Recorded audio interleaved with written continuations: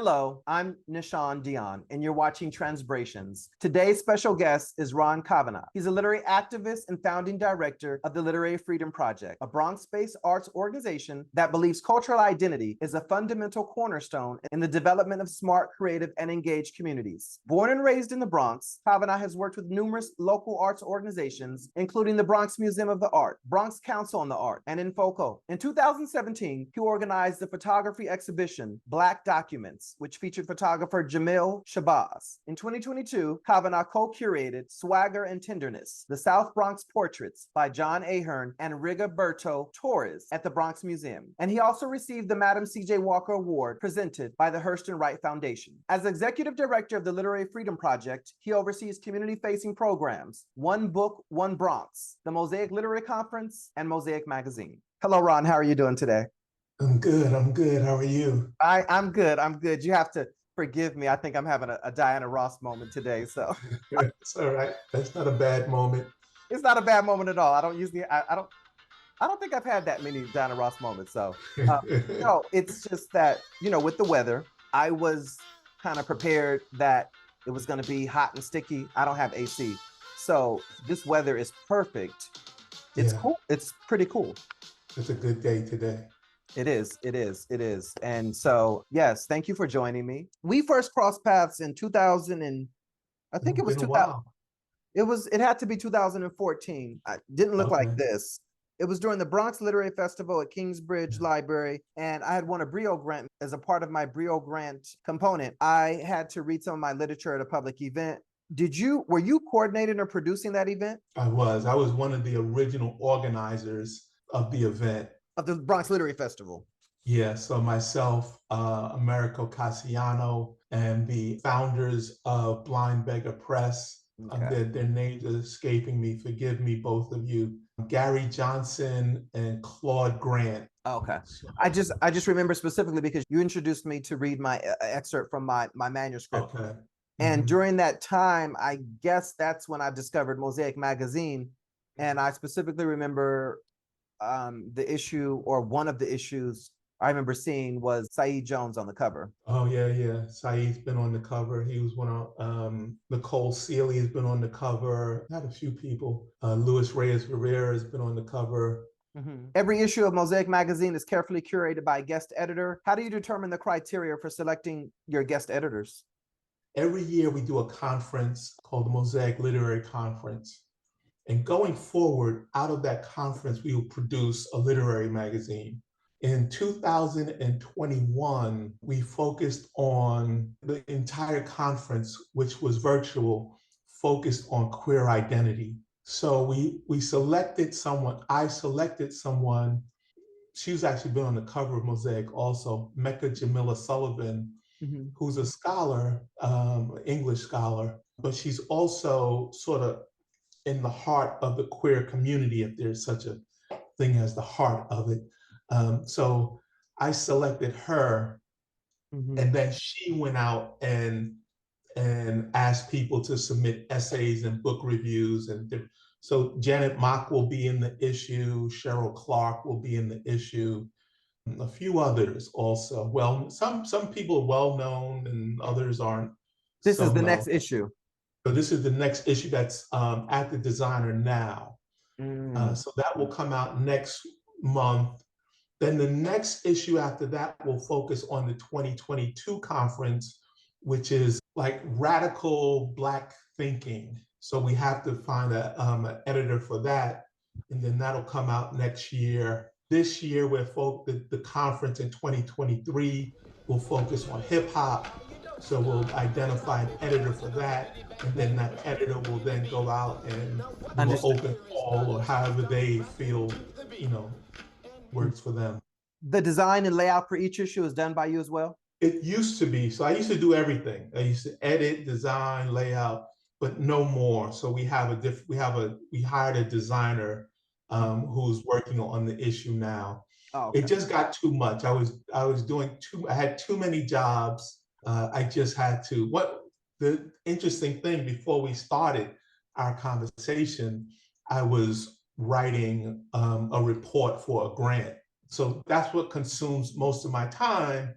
so that I could hire writers and designers and, facilitators and panelists. So you get to a point where you have to realize you can't do everything yourself. No, you can't do But it now. what you can do, you should really focus on, wholeheartedly, and that's, writing grants and developing, doing development, Fundraising. fundraising, things like that. So Yeah, and that is a whole nother job in itself.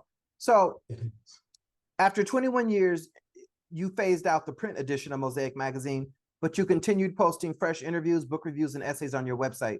How did going digital affect your readership? It didn't really, because we were always online. Always So online. even when we were a print magazine, we were, posting interviews and book reviews on our website. So it was, if anything, it kind of helped us because we didn't have the cost of a print magazine to deal with. We only had to upload the content to our website. So it's been a smooth transition and continues to be. We continue to add content, to the website. So, which edition of Mosaic magazine would you say garnered the highest number of comments from readers or feedback in general, or was the most talked about that you're aware of?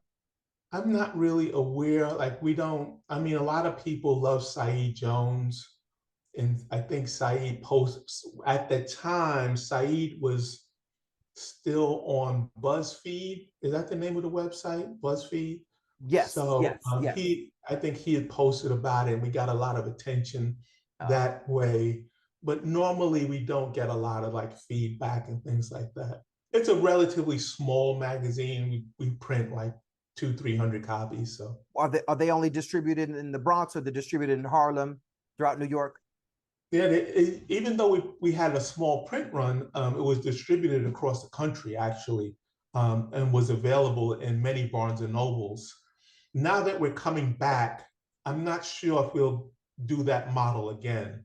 We might just do it. If you want a copy, we'll, purchase a copy, we'll mail it to you. It takes a lot to fulfill like, a national demand, because certain locations only want a specific amount and they might not sell them. Then if they don't sell them, they throw them away. So there are all these different dynamics with, being a nationally distributed magazine if you don't have income from that distribution. Back to the Mosaic, the queer issue, you mentioned it was the hiatus is set to return. It's going to complement the Mosaic Literary Conference. You mentioned who edited the issue. Who's on the cover? It'll actually be a photograph. We've also invited several photographers to contribute to the issue. So it'll be like artwork on the cover. And this is the first issue that was dedicated to queer writers. Yes. So prior to this, we didn't have themes so much, but because now that each issue is based on the prior year's conference, we'll have themes going forward. Yeah. So this is the first queer issue, but it's also the first issue that we had that had a strong thematic editorial goal throughout the issue. And LFP also hosts the Mosaic Literary Conference, which provides a platform for literature-based creative thinking and knowledge sharing. Each year, you invite educators, community-based organizations, and artists to participate in various professional development workshops. Tell us more about Mosaic Literary Conference and what some of your previous conferences have focused on, even though you just mentioned the queer. Yeah. So prior to that, the conference is a day. It's usually like 5-6 hours of panels, workshops.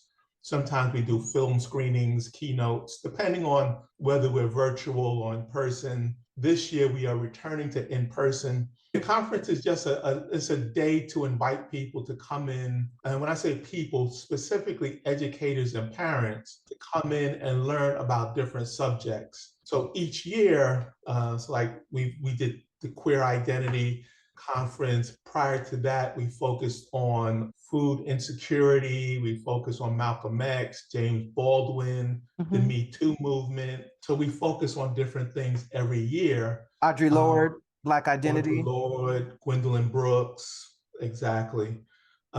with the idea of coming together and giving parents and educators the tools that they could use, not just in the classroom, but also in the home. Mm. We usually develop lesson plans and things like that. So it's free and open to the public. And so, because I've looked at your website dozens of times, Thank you.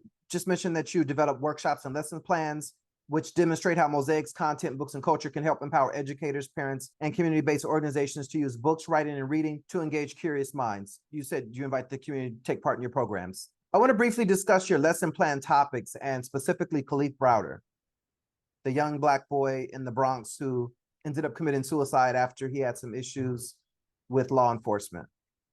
Yeah, our lesson plans, originally the lesson plans were created to supplement the print magazine. So in each magazine, at the back of the magazine, we would have a lesson plan for educators on a different subject. The year that we focused on Khalif Browder was the year that we looked at Black identity and how we are viewed in society. And the whole idea with the lesson plans, which echoes our goals with the conference, is to give parents and educators like a takeaway from the conference so that they can then take whatever that lesson plan includes into the classroom or back into the home. And because so oftentimes, you go to a conference, it's great, but you kind of leave everything you learned at the conference. What we're trying to do is give people a tangible tool to take away from the conference and just, to influence like how they sort of teach, whether they are an educator or whether they are a parent, how they teach about different subjects, which is so important to us. It's important to what we do because as a nonprofit, we're not focused on scholarship. So we don't come out of the university system. We actually discourage the idea that everything that is useful and can be learned must start within the academy. We're trying to give parents access to things that oftentimes the academy will keep barricaded on their campus or behind textbooks. So we're trying to make the or issues, paywall, exactly. Yeah. We're trying to make those issues more accessible to our community. And we've hosted almost every conference at the Bronx Museum, which is in the South Bronx, or at Hostos Community College, which is also in the South Bronx. It's always a lot of work. It takes almost a year to get ready for this one day. I'm excited. All the panelists are on their way. The workshop facilitators are, starting to arrive. Our goals are pretty consistent. We're trying to offer ways that educators and parents and community leaders can re-engage young people by using literature, books, and reading in the classroom. That's our kind of consistent goal. Whether it is the conference or whether it's the book clubs we host or the lesson plans we design, everything revolves around literature and education and culture. Our tagline is books, culture, education. Every year we pick a different theme, but still within literature. And this year there was so much conversation around the Me Too movement and women empowerment that it just seemed logical. We were also revisiting Audre Lorde throughout the year. We developed a lesson plan on her work. We did a workshop around her work. We're currently reading her book as part of our book club. So the foundation that she set, we're trying to kind of continue through our programming. And it just seemed ideal that she would be the focus, not just Audre Lorde, but just women in general would be the focus for this year.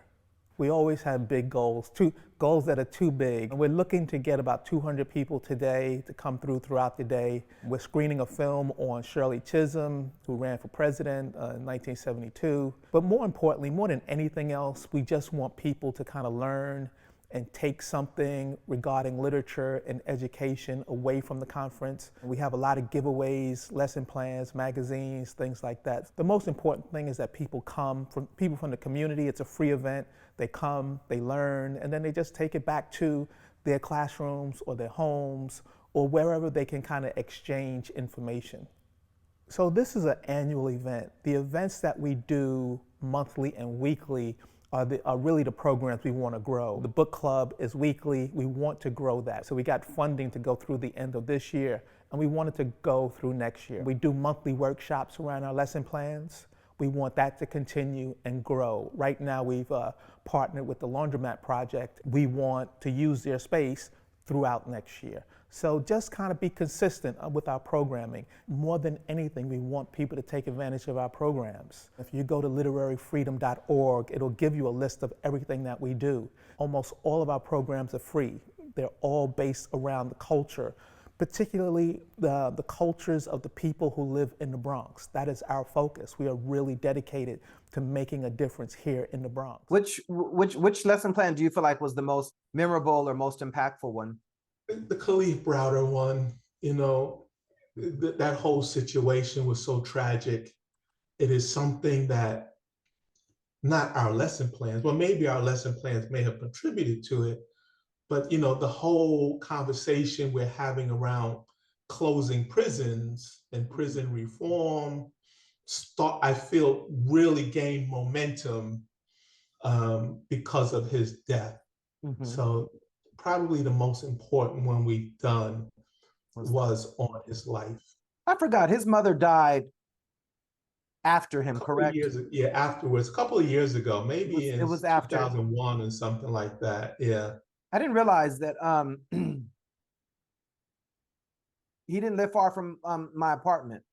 Okay. I didn't realize that it was in such close proximity to one of the first apartments in the Bronx. Justice for Khalif Browder! Who just killed Khalif Browder? Shut it down! Never did I think he was going to actually take his life. I wish I would have realized signs of suicide, but I guess in the moment didn't want to really believe it. My mother adopted all of us. We had total 33 kids. That's basically your friends. We had a closeness. When he was home, he was like my workout buddy. When he was 7, 8 years old, he had an 8-pack. This kid was crazy good. But there was no backpack actually. To our understanding, there was no person because they said that person that they couldn't find for 3 years, that person was then deported. When he came home, obviously he was different than when he had left. They like to say paranoid, and I don't like to use the word paranoid. When you're being attacked constantly or when you're being tortured repetitively, it's not a paranoia, it's a fear, it's a justifiable fear. The guy that beat up Khalif on video, he lied on paper and said Khalif tried to escape. He had mittens on, handcuffed at the hands and feet. How was he escaping? He had to be 130 pounds, and he's only 5'4". He is not a threat, nowhere near it. He spent over 320-something days in solitary confinement. What they did, they took my brother from me. How many of us freak out and get our attitudes? I started a campaign to see if we can make a change. He's never given a second chance. Plea deal, because he just couldn't take any more abuse. 2 states that prosecute 16-year-olds as adults. If you're black or brown or Hispanic, it's going to happen to your kid, your relative, or somebody. The Khalif Browder bill bears his name because he represents not just himself, but all the kids that are being tortured and basically who's being deterred from having their right to a speedy trial being heard or having it happen. People can help out with by signing the petition, agreeing that yes, this needs to stop. To shut down Rikers represents a change that the public needs to see. I mean, we're tired of our kids or loved ones or ourselves being incarcerated and then you come home, you can't get a job, or being incarcerated and you come home and you can't live back where you used to. Changing their thoughts on how America condemned blacks and Hispanics is the way to start.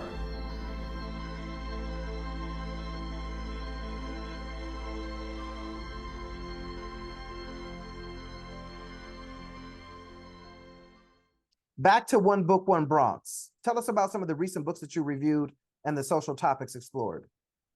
So we ended the year, like this year, we focused on Toni Morrison and the Bluest Eye, which, you know, is about racism and the ramifications of racism in this society. We focus on Transcendent Kingdom, a book by Yaa Gyasi, which focused kind of on mental health, you know, and how it affects mental health and drug abuse and how it affects Black people. We closed out the year with Hood Feminism.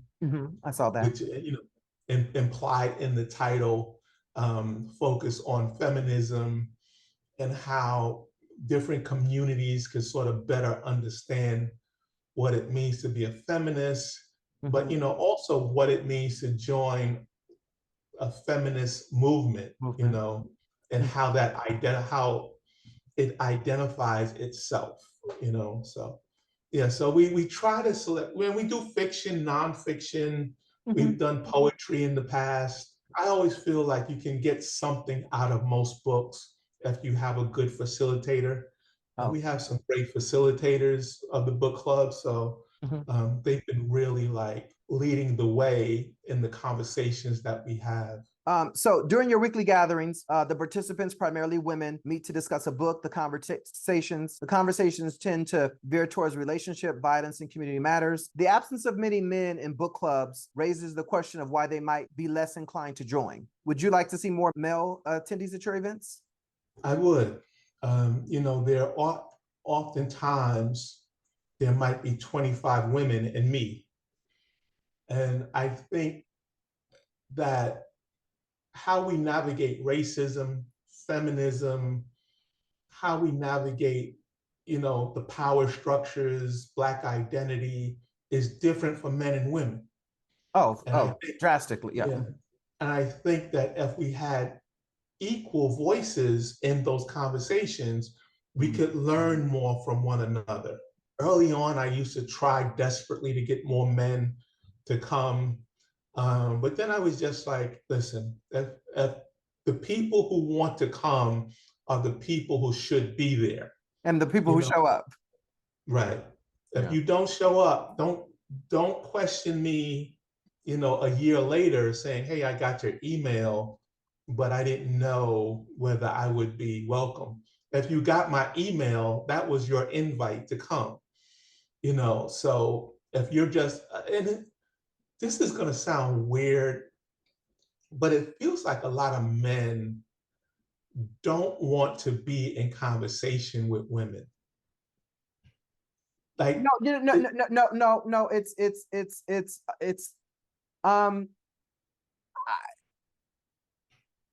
yeah, I could understand that.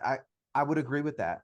I would agree that they don't want to be in conversation with women unless, you know, a woman is taking care of them in various manners or ways.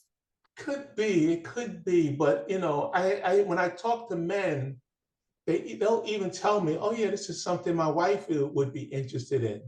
But I'm like, I'm talking to you, trying to invite you to come. There's just a shut off. There's just a shut off. Yeah. It's like an automatic shut off. Yeah. Because we are getting more. When we were at the Bronx Museum, oddly enough, discussing hood feminism, we did have a consistent, when I say consistent, I'm talking about 4 men coming, you know, every week. And that felt different because it just wasn't me and 20 women, you know, it had a variety of voices to the extent.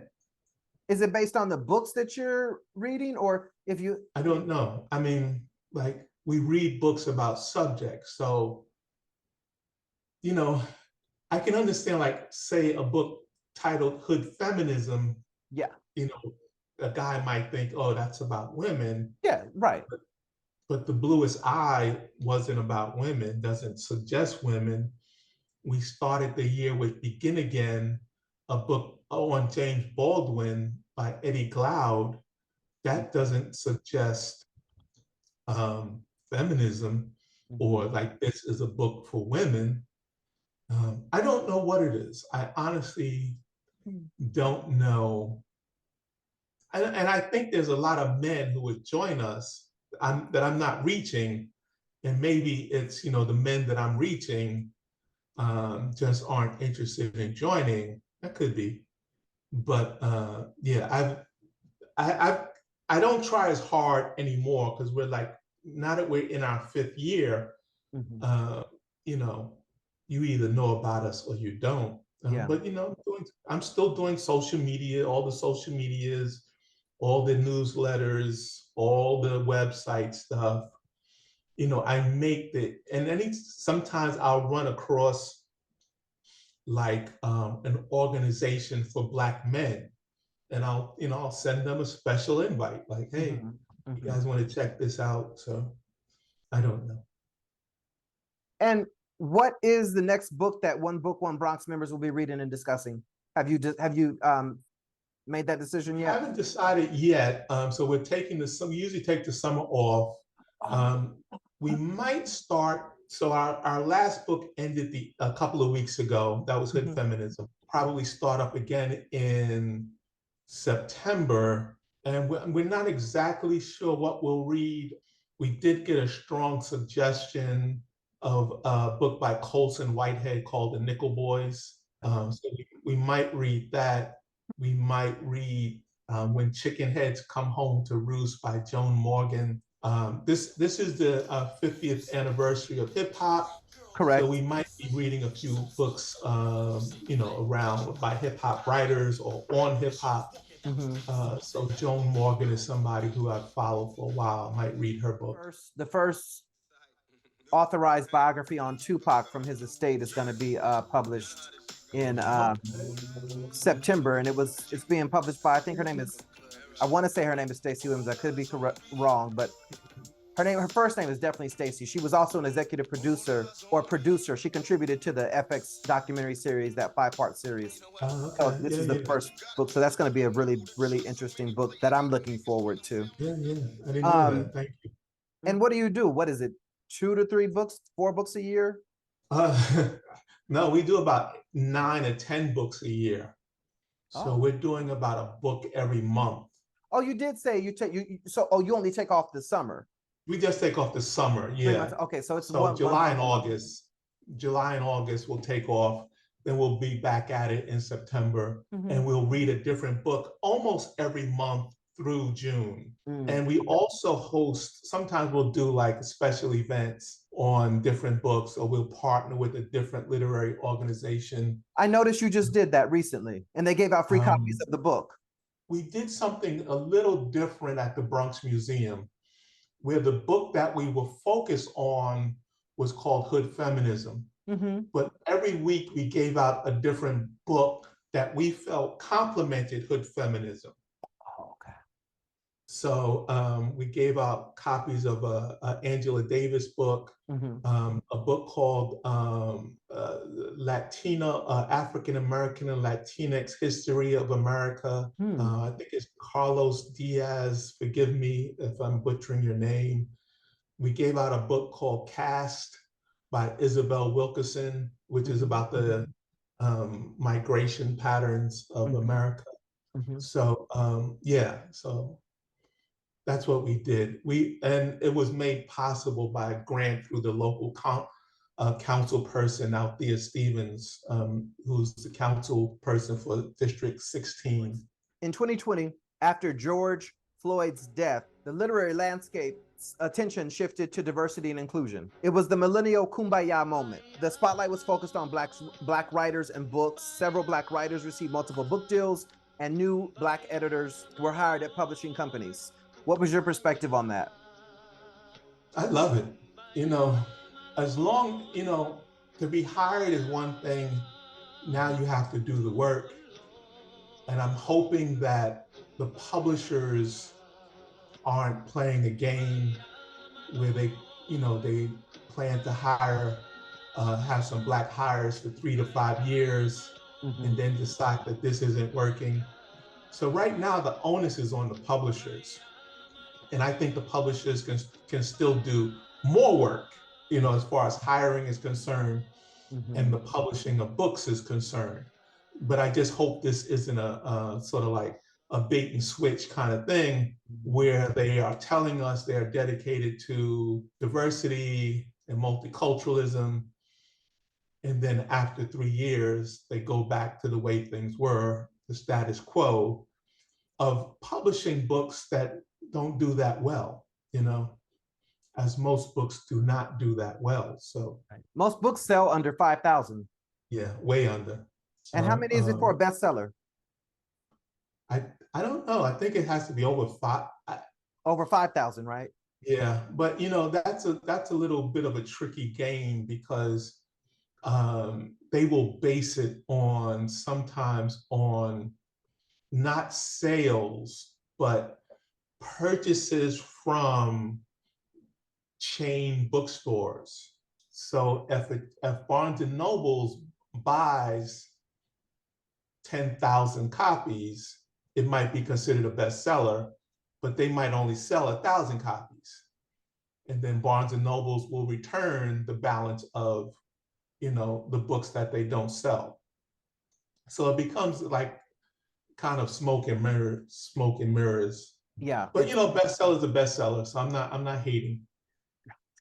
Yeah. So I'm going to read a quote. America's racial awakening in the wake of the police killing of George Floyd has resulted in a major shift for the book publishing industry, with titles by Black authors and those dealing with race issues seeing an uptick in sales. It's exciting to see an abundance of books authored by Black writers on the bestseller list, Amistad's editorial director Tracy Sherrard told the Daily News. It showcases the vast, powerful, entertaining, and informative array of literature we have to offer. To know these titles are being read widely gives me hope that there will be lasting change as our words are speaking to the consciousness of America, she added. And author Kevin Powell said, "Never in my lifetime have I had so many folks, white, Black, all backgrounds, asking me about my books, asking me for reading lists, what to read, who to read." He shared, "It feels like I'm dreaming, honestly, because folks like myself have been writing about all of this for years. We've been saying these things for years. People are now finally paying attention." Yeah, no, absolutely. One of the things that I did not do was change anything in the wake of George Floyd or Sandra Bland or Khalif Browder. We've tried to remain consistent to our mission. Our mission was always to explore and examine the issues that affect Black people. So we haven't changed, but I think Kevin is right. There has been, inordinate demand, and even our funding changed. Our funding increased dramatically in the wake of George Floyd and Me Too, and this sort of racial awakening that the country is going through. Yeah, so I agree with Kevin and Tracy. Things have changed, but it has to remain consistent. Yeah. It can't change and then change back. And to a certain extent, there was this awakening, in quotes, after the killing of George Floyd, but it doesn't feel so, we don't feel so woke right now. It feels like things are sort of going back to the status quo. Correct. Yeah, so we'll see. We'll see how committed this country is to sort of like exploring because that's basically what it is. This country exploring its history. So we'll see. So besides literary activities, what have you done to stay occupied and to maintain your emotional well-being during the pandemic? We immediately shifted everything. It's so interesting. When the pandemic started, I was going to stop the book club because I was just doing it for a while and I needed a break. The book club being One Book One Bronx. And meeting physically, you're referencing. Right, right. So we were meeting in person before the pandemic. And once the pandemic happened and everybody was going on Zoom, I was going to not go on Zoom. I was just going to take a break. The people in the book club urged me to continue because they needed like to be in community. You know, if Right. you remember early on, we were really isolated. Like, you know, you were supposed to stay at home and Well, I didn't listen to any of that. not leave your home. I went out a little bit also, but that's what you were supposed to do. So to break that isolation, a lot of our members reached out to us and say, can you please restart the book club? Because the model was, when we met in person, giving everybody books. That was like really important to me as a way to sort of increase access to the material or to the subject matter, that, you know, everyone get a free book. And if I couldn't do that, to me, it didn't feel as special. But everyone in the book club said, you know, well, if you don't give us a book, we'll buy a book. You know, we'll go to the library or we'll download the book or whatever. And so like 2 weeks later, we restarted it because of everyone else's mental health. So they needed to be in, you know, a lot of them needed to be in community and discuss what was going on. Before the pandemic, what was the book that you had just finished? Yeah, we had just finished a book. We were actually in the middle of a book called A Lucky Man by Jamel Brinkley. I think Jamel is from the Bronx, and he just came out with a new book. I think it's called Witness. So we were in the middle of that book, and we just finished it online. And then I think that shortly after that, we read Bell Hooks, All About Love. What was the last book that you read that was virtually? So now we do a hybrid thing. So each book we're in multiple locations. I saw that. We're online, we're also virtual. And the last book was Hood Feminism. So we did that book virtually online, but we also met in person. Yeah, so now we oftentimes will meet, for each book, we'll meet in 3 locations or 4 locations. It might be 2 in person and 1 on Zoom. We're discussing the same book, but to different audiences. So we'll meet somewhere on Tuesday, somewhere on Thursday, and then maybe on Wednesday, we'll meet on Zoom. Given the pressing issues that our nation is facing, including affirmative action, economic inequality, police brutality, mental health challenges, suicide, the 91-year-old man just jumped off of a building in New York. They said he had tried to, some attempts before, gun violence, drug overdoses. Which book would you suggest for broad reading, offering insights and potential solutions to address these critical concerns? Which book or which books? I don't know. That topic is. You don't know? I don't You don't have the know. answer? No. I think that some topics require. Did I catch you off guard? What's that? Did I catch you off guard? I think so. And I read all your questions beforehand too. But I think that, I think to give respect to medical professionals, I think some topics sort of transcend my opinion. And when we are talking about, what we're talking about is mental health. Right. I feel like we need experts to really speak to the mental health field. I think it is probably the most important subject right now, because when what Ron DeSantis and Trump are doing, those are mental health issues. What all the Karens are doing around the country, reporting Black people, those are mental health issues. Anyone who walks into a nightclub because there are gay people, enjoying their lives, and he wants to shoot up the place or whatever, those are mental health issues.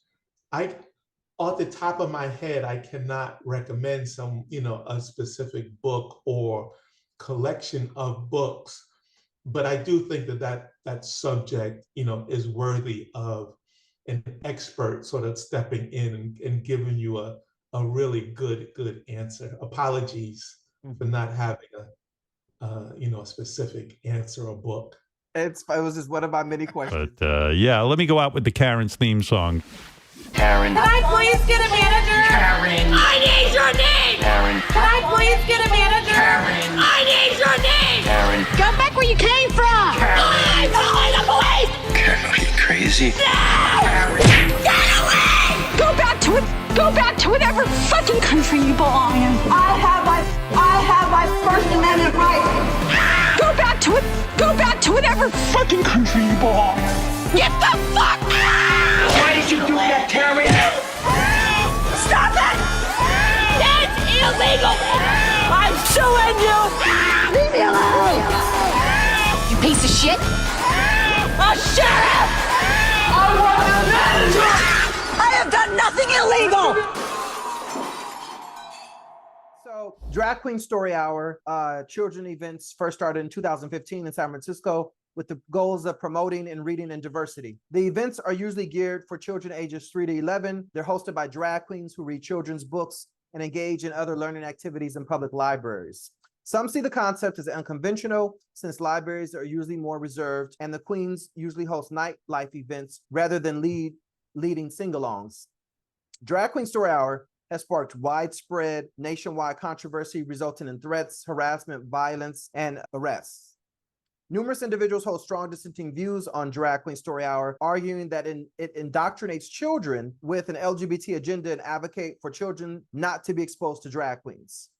I'm curious about your perspective on Drag Queen Story Hour and its controversy. Should drag queens be allowed to read to students, young children? Yes. I mean, I can give you a one-word answer and say yes and leave it at that. But I think, again, going back to what's going on in Florida and some other places, Texas, we need to encourage more people, regardless of your trans identity or your racial identity, gender, religion. We need to have more people cross-pollinating, So if you can have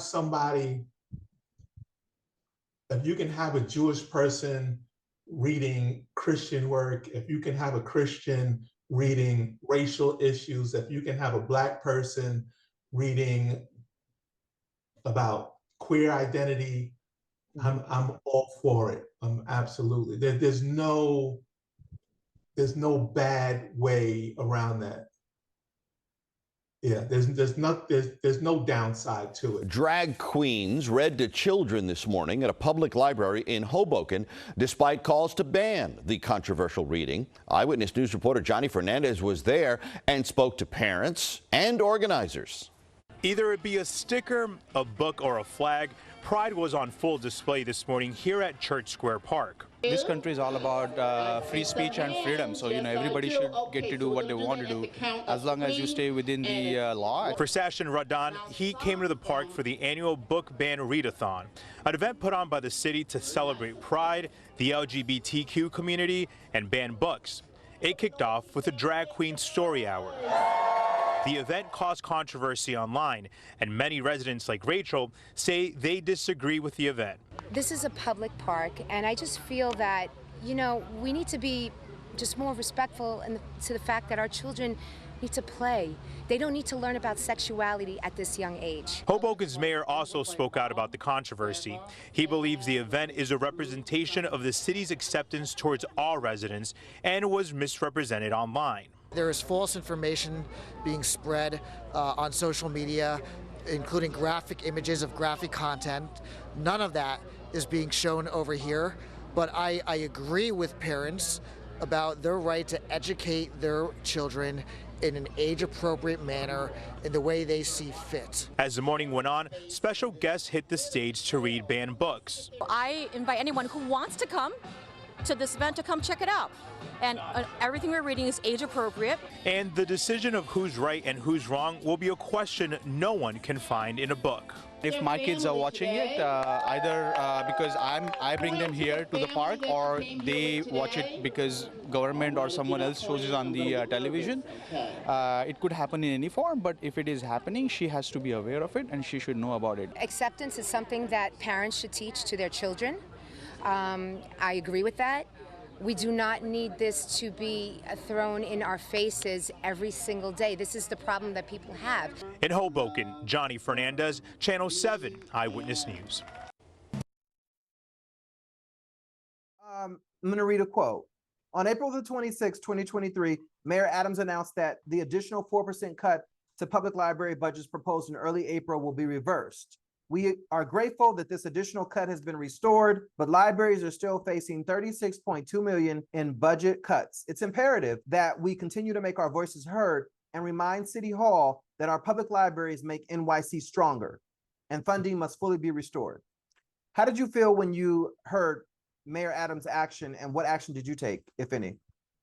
So, yeah, I mean, I filled out some, what do you call those things when you got to put your name to something or something like that? Petitions. Petition, thank you, having a senior moment. But yeah, I filled out petitions a couple times. But you know, the weird thing about the whole library budget is they do this every year. Every year they threaten to cut the library budget or cut a day. And every year they reinstitute it. It makes our council people look heroic. I think that's the only reason. I think that's the only reason every year they threaten to cut the library budget, so that the council people can say, we fought for libraries. Because you know, the unique thing about libraries, doing something. This is the unbelievable thing about libraries. There's a library in everyone's neighborhood. Correct. You know, they say there's nowhere in the Bronx or Manhattan where you are more than a 20-minute walk from a library. I'm actually 5-minute walk. So am I. So that's the amazing thing. And I think that's why council people sort of hold libraries hostage every year, because they know, like, there's a library in everyone's neighborhood, and libraries only do good. You know, there's no bad stuff happening in libraries. So, yeah, that's just my personal opinion on that, and why we have this conversation around libraries every year. And why is it important for libraries and literature-based events to receive a significant amount of funding? It's really about how we view society.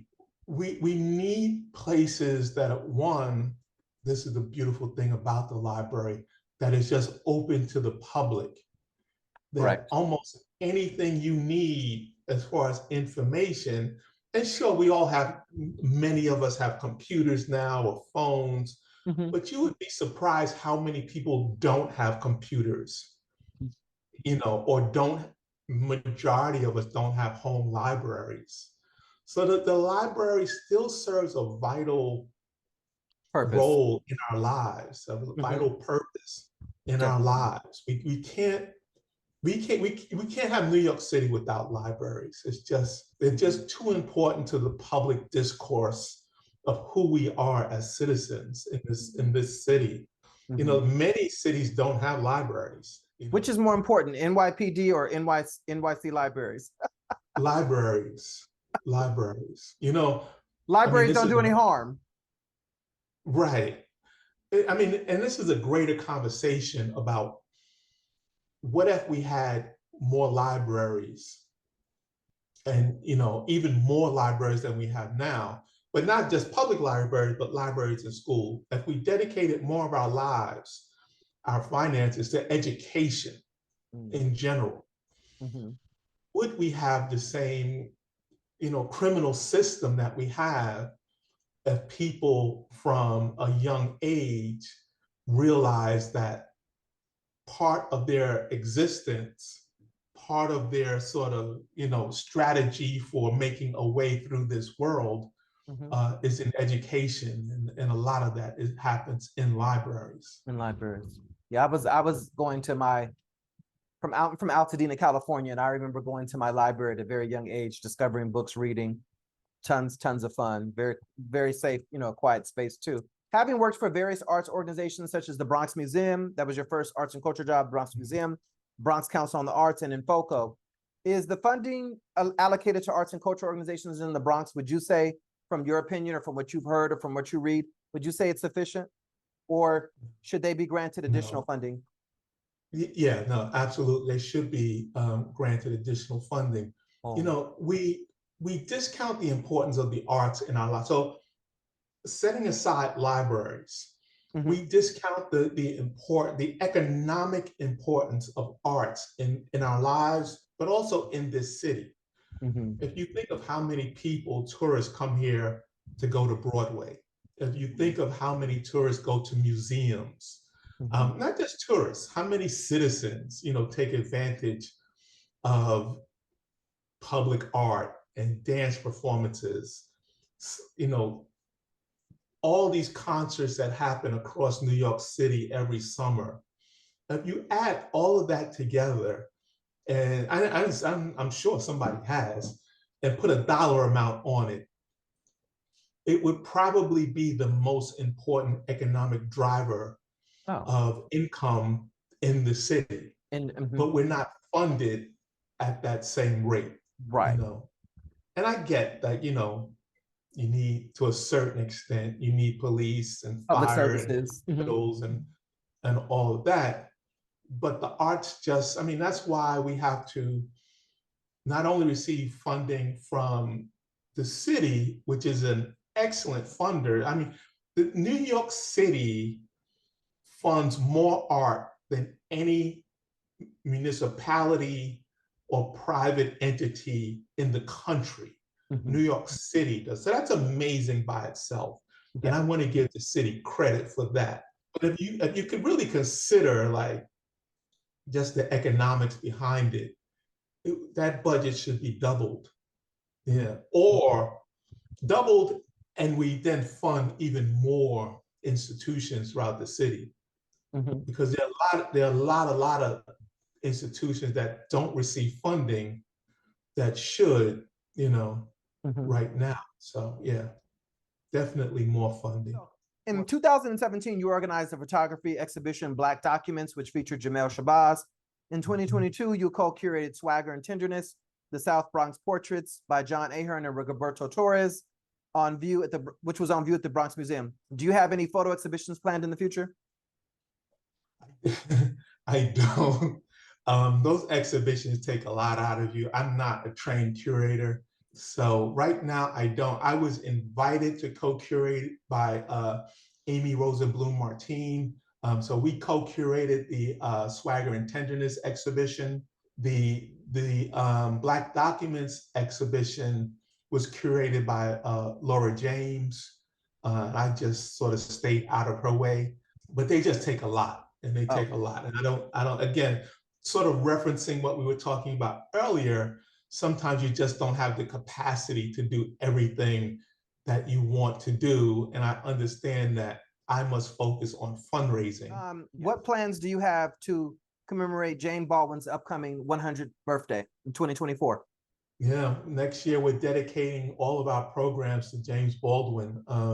So all of the books that we read will either be his books or focus on subjects that he was really addressing in his life. We hope to take a tour. James Baldwin went to high school in the Bronx. He went to DeWitt Clinton High School, which is in the Kingsbridge section of the Bronx. We hope to take a tour of the high school he went to. We're going to have many other public programs. We hope to do an exhibition, not by me, but by another organization, potentially a virtual exhibition. So yeah, we're still in the planning stages right now, but we hope to get a lot done just to honor James Baldwin in 2024. Which book of his is your favorite, or which books your favorites of his? Favorite books. Another Country I liked a lot. Another Country. And probably Go Tell It on the Mountain, which Mhm. was his first book and the first book of his that I read. And that's one of the books that will be focused on next year. So, yeah. I went to this was in 2014 or 15. There was a celebration for his birthday in August. His birthday's in August, right?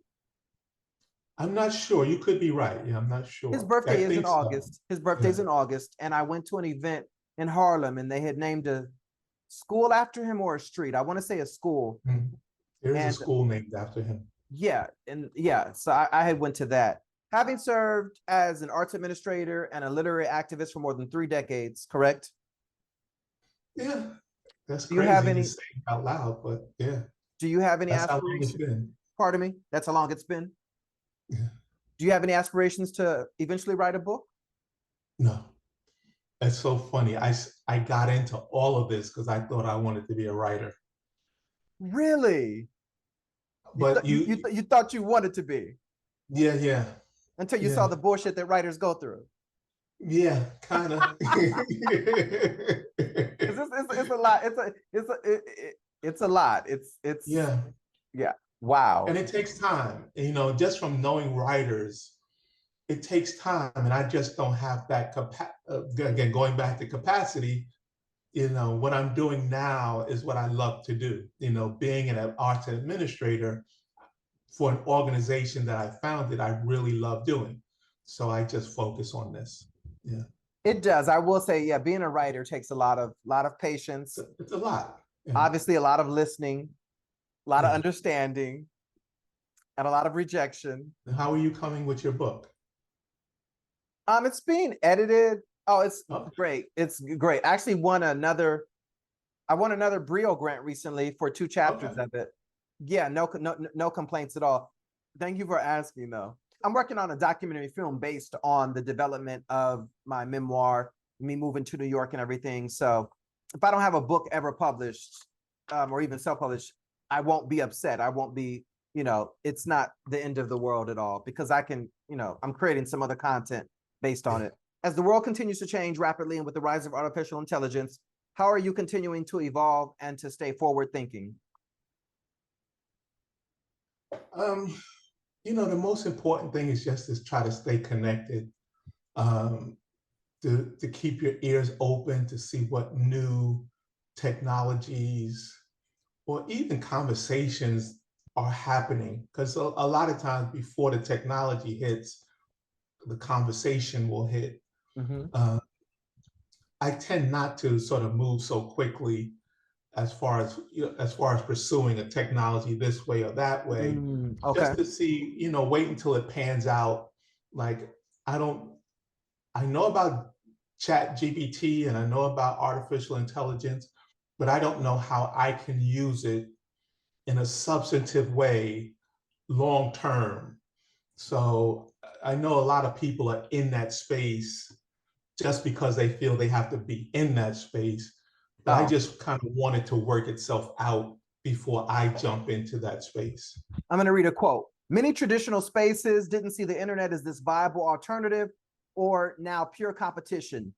That they don't have physical bookstores really don't have to be concerned about the bookstore down the block. They have to be concerned about Amazon and all these other digital platforms that now compete with them. The world has changed so much. That was one of your comment that you had made to Troy when he was interviewing you about 8 or 9 months ago. The world is changing so rapidly. Yeah, I mean, the world is changing, but the world is still the same. Correct. And in many ways, it feels like it's going backwards. When you consider the election of Trump, when you consider what goes on in Texas, in Florida, when you consider like this heat wave we're going through, this global heat wave that we're going through, that there are still deniers that, the climate is being affected somehow. We're even though technology propels us, who we are as prejudiced humans is keeping us from moving forward. And I don't know how that's going to wash out if the two can coexist, forever. Sooner or later, we're gonna keep our heads in the sand so long that these issues are just gonna come to fruition suddenly, Yeah. And even though the world has been telling us things are changing, even though the use of artificial intelligence is telling us, things are changing as far as how they're presented and how they're perceived, we're still going along as though these things won't impact us. So I'm hoping that the reality of what's going on will meet the sort of hyperbole of the people who are saying, no, nothing is happening. Nothing is happening. Yeah, and things are changing, So the world is changing. The world is changing.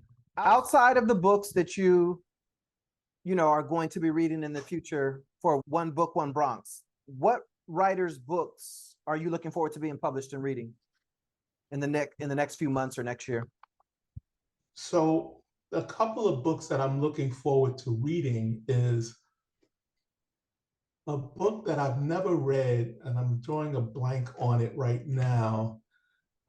It's like a world famous book too that I should have read it a long time ago, but it's sitting on my nightstand. I'm not close to my nightstand right now. Zora Neale Hurston, Their Eyes Are Watching God. I've never read that book, and it's a classic book. And Zora's no longer with us. Will people be surprised to find out that you've never read that? Yeah. I mean, that's one of those books that literary folks should have read a long time ago. I haven't read it either. Another person who I've never read, and forgive me, Lord, is Alice Walker, The Color Purple. I've never read any of Alice Walker's books. They'll be surprised to hear that too. Yeah. So we're making some not just we're making some critical announcements. I mean, yeah. I always tell people, read what you want to read. Don't read books because you feel obligated to read them. So have you read by now, I should have read Alice Walker and Zora Neale Hurston. Have you read any of Octavia Butler? I have, but that said, I'm not a big sci-fi fan. We read her in the book club. So we read Bloodchild a few years ago, but I'm not a big speculative fiction, science fiction person. Let me know if I'm mistaken. There's only 2 bookstores in the Bronx, correct? Or is there one? I think there's just one physical bookstore in the Bronx. You were interviewed for a documentary called What was the name of the documentary? Something about 1 million. Yeah, I can't remember now, but Gregory Hernandez is the filmmaker. I think there's just one bookstore in the Bronx right now. Physical bookstore, yes. But with ongoing gentrification of the Bronx, those numbers should increase. Do you think there'll be an increase in numbers of bookstores once? Because I mean, I see more white folks in my area, and sometimes I'm just like, or even near the subway, and I'll just be like, this is from 10 years ago. I never saw white folks. And it's just like, wow, and they, and they should, they feel safe and everything. I mean, nobody's going to bother them, but it's just like, wow, like the Bronx is gentrifying slowly. Yeah. And there'll be more bookstores. There actually is another bookstore that opened up on 3rd Avenue and 137th Street. I can't remember the name of it off the top of my head, but it's like right before you cross the bridge into Harlem. There's a young woman who started a mobile bookstore called Bronx-Bound Books, Latanya DeVoe. So there are others, and I believe Sarcia Fennell, who started the Bronx Book Festival, is looking to open up a Bronx bookstore. So there are others who are, trying, sort of dipping their toes into the water. But right now, the Lit Bar is the only physical bookstore. That's it, the Lit Bar. I've heard about the Lit Bar. Illiteracy among adults is really a silent epidemic. And it is an epidemic that remains silent because unlike obesity or diabetes or cancer or other epidemics that we're familiar with, there's nobody studying and tracking adult illiteracy. There's an enormous investment in tracking test scores and academic performance of young children, but as soon as people have gone through the education system, they've turned 21, they've succeeded in high school, or they haven't, that's it. We forget about them. We don't track it anymore. I believe that the literacy crisis should definitely be on the national agenda. It should be also on New York's agenda. And frankly, I don't see that. Bronx is blessed with many great libraries, but there's something where the larger culture has really withdrawn literacy from these communities, withdrawn text and print, and alienated people from a culture, excluded them from a culture that still is the dominant culture. So much creativity is necessary to survive, and through that just brings this great, beautiful, vibrant culture. 4.5 years is a long time.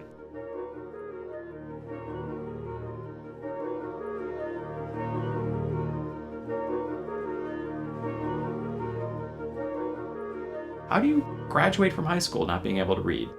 Thousands of people in New York have graduated from high school over the years not being able to read.